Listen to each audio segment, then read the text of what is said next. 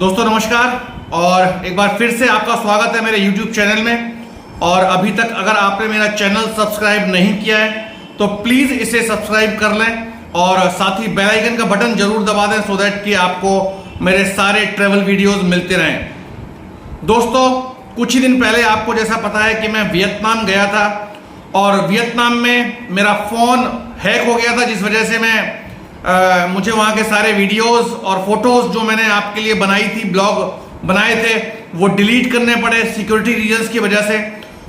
तो अभी मैं आपको जो वियतनाम की यात्रा कराने वाला हूँ उसमें वहाँ की कोई साइट सीइंग तो मैं नहीं करवा पाऊंगा, लेकिन फिर भी काफ़ी कुछ डिटेल्स मैंने वियतनाम के बारे में इकट्ठी जो की हैं मैं उनको आपको जरूर शेयर करना चाहता हूँ। तो तैयार हो जाइए मेरे साथ वियतनाम के एक वर्चुअल टूर के लिए। दोस्तों वियतनाम एक बहुत ही छोटा परंतु बहुत ही हिम्मत वालों का देश है और यह एक जमाने में इंडो चाइना रीजन का हिस्सा था और वियतनाम का पूरा नाम सोशलिस्ट रिपब्लिक ऑफ वियतनाम है। वियतनाम साउथ ईस्ट एशिया यानी दक्षिण पूर्व एशिया के मुख्य भूमि के पूर्वी छोर पर स्थित है। 3,12,000 स्क्वायर किलोमीटर में फैला हुआ और लगभग 10 करोड़ की आबादी के साथ यह दुनिया का 15वां सबसे अधिक आबादी वाला देश है। बौद्ध धर्म यहाँ का सबसे प्रमुख धर्म है और जो देश की जनसंख्या का लगभग 85% है, यानी 85% लोग वियतनाम में बौद्ध हैं। चीन और जापान के बाद यह दुनिया का तीसरा सबसे अधिक बौद्ध आबादी वाला देश है। यहाँ की जनसंख्या की औसत आयु 32 वर्ष है, 32 ईयर्स ओनली, जिस वजह से यह दुनिया के सबसे जवान देशों में से एक है और इसीलिए हम इसको एक जवानों का देश कहते हैं। वियतनाम के उत्तर में चीन व पश्चिम में लाओस और कंबोडिया से सीमाओं को साझा करता है। साथ ही द वे ऑफ थाईलैंड, जिसे हम थाईलैंड की खाड़ी के नाम से भी जानते हैं, के माध्यम से थाईलैंड व साउथ चाइना सी, जिसे हम दक्षिण चीन सागर के नाम से भी जानते हैं, के माध्यम से फिलीपींस, इंडोनेशिया व मलेशिया से भी सीमाओं को साझा करता है।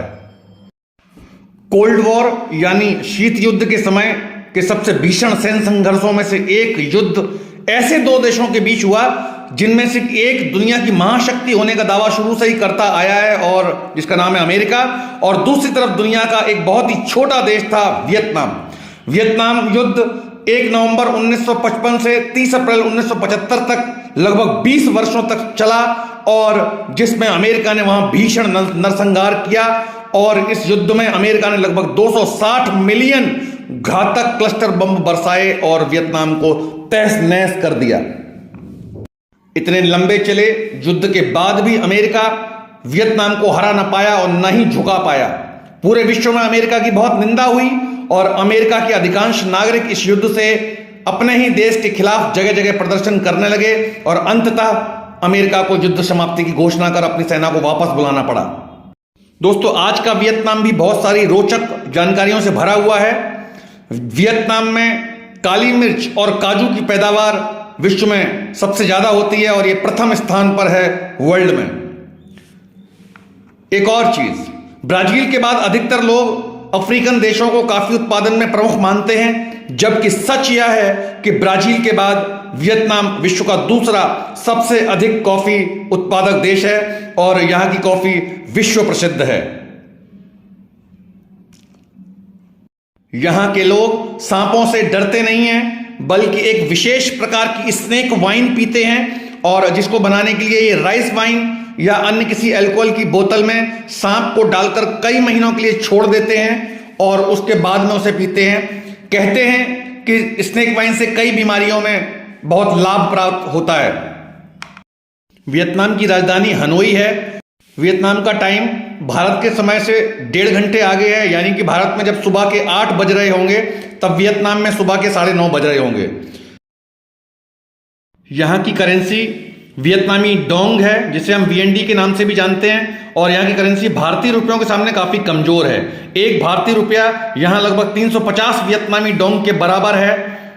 यहाँ घूमने का पीक सीजन फरवरी से अप्रैल व सितंबर से नवंबर के बीच होता है और इस दौरान आपको यहाँ सभी चीजें जो है बहुत ही रेट हाई मिलेंगी। वियतनाम जाने के लिए आपको अग्रिम टूरिस्ट वीज़ा का आवेदन करना होगा, जिसका लिंक मैं डिस्क्रिप्शन में दे दूंगा।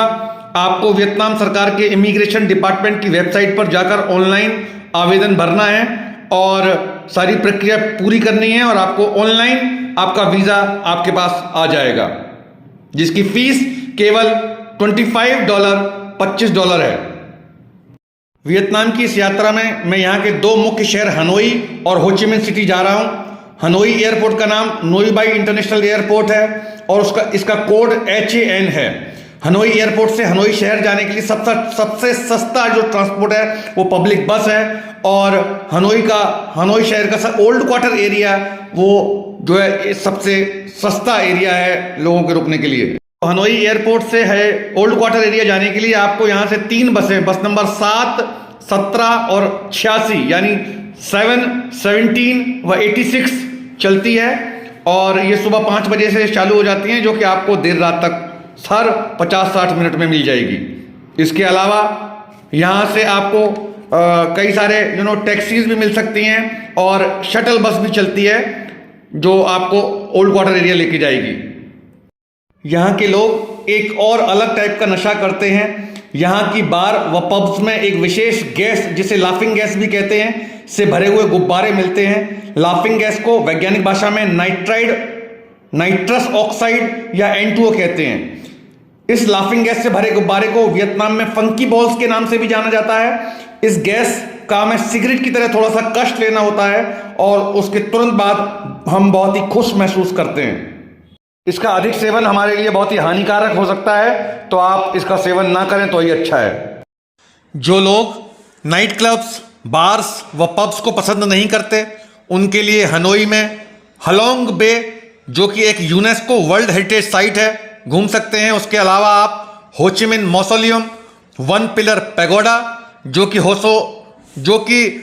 होचिमिन मौसोलियम से सिर्फ 2 मिनट की पैदल दूरी पर है, आप जा सकते हैं। इसके अलावा Hoan Kiem lake, opera house, presidential palace, Vietnam central circus, water puppet show, cruise व लाइमस्टोन केव्स व हनोई मार्केट आदि आपके लिए घूमने की एक अच्छी जगह, बेहतर विकल्प हो सकता है। साथियों,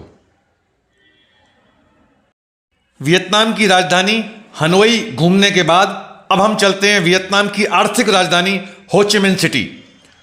होचिमिन सिटी के एयरपोर्ट का नाम तान सो नाथ इंटरनेशनल एयरपोर्ट है और इसका कोड SGN है। होचिमिन सिटी के एयरपोर्ट से होचिमिन सिटी शहर जाने के लिए सबसे सस्ता जो ट्रांसपोर्ट है वह पब्लिक बस है।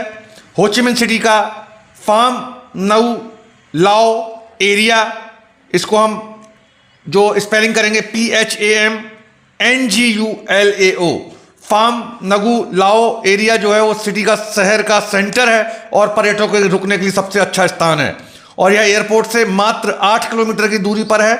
यहाँ जाने के लिए बस नंबर 152 व 109 चलती हैं और लगभग 35 से 40 मिनट लगते हैं आपको पहुँचने के लिए। इसके अलावा ऐप बेस्ड टैक्सी सर्विस में जैसे इंडिया में ओला और उबर चलते हैं, उसी प्रकार से वियतनाम में ग्रैब जो है प्रमुख ऐप बेस्ड टैक्सी है, आप ग्रैब का उपयोग भी कर सकते हैं। डिस्ट्रिक्ट 1 को हम फार्म नऊ लाओ एरिया के नाम से भी जानते हैं और यह होचिमिन सिटी का सबसे प्रमुख एरिया है। पर्यटकों को रुकने के हिसाब से और सभी मुख्य घूमने के स्थान इसके आसपास हैं। सस्ते होटल भी इसी एरिया में हैं, ढेर सारे रेस्टोरेंट और शॉपिंग कॉम्प्लेक्स भी इसी एरिया में है, नाइट लाइफ भी आप यहीं एंजॉय कर सकते हैं। सो डिस्ट्रिक्ट 1 जो है वो सबसे अच्छा एरिया है जिसे हम फार्म नऊ लाओ के नाम से जानते हैं। जो लोग नाइट क्लब्स, बार्स व पब्स को ज़्यादा पसंद करते हैं, उनके लिए होचिमिन सिटी में सबसे ज़्यादा प्रसिद्ध जगह है वो है ब्यूई वियन स्ट्रीट। इसको स्पेलिंग दे रहा हूँ मैं, BUI वियन स्ट्रीट। बुई वियन स्ट्रीट जो कि ओल्ड क्वार्टर में स्थित है और बुई वियन स्ट्रीट थाईलैंड के पटाया के वॉकिंग स्ट्रीट जैसी है जो लगभग 1.5 किलोमीटर लंबी है और इसके सेंटर में बिया हुई जंक्शन है और बिया हुई एक प्रकार की बियर है, वहाँ की लोकल बियर है जिसे हम बिया हुई बोलते हैं। बियाहुई जंक्शन में 200 से अधिक छोटे छोटे बार्स और पब्स हैं जहां बियाहुई परोसी जाती है। और यह वर्ल्ड की सबसे सस्ती बियर है जो वियतनाम में मिलती है। जो लोग नाइट क्लब्स, बार्स व पब्स को ज़्यादा पसंद नहीं करते उनके लिए बेन थांग मार्केट एक बहुत अच्छा शॉपिंग एरिया हो सकता है, शॉपिंग मार्केट हो सकता है।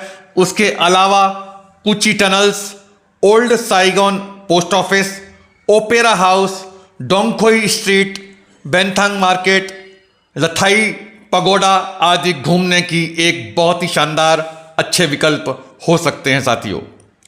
साथियों वियतनाम में वीटेल, मोबीफोन और वीनाफोन ये 3 वियतनाम के प्रमुख कम्युनिकेशन ऑपरेटर हैं जो लगभग 1.5 लाख वियतनामी डोंग यानी लगभग 525 भारतीय रुपयों में लगभग 5 GB डेटा देते हैं जिसकी वैधता 30 डेज होती है। साथियों इसी के साथ हम ये वियतनाम का ट्रिप यही समाप्त करते हैं।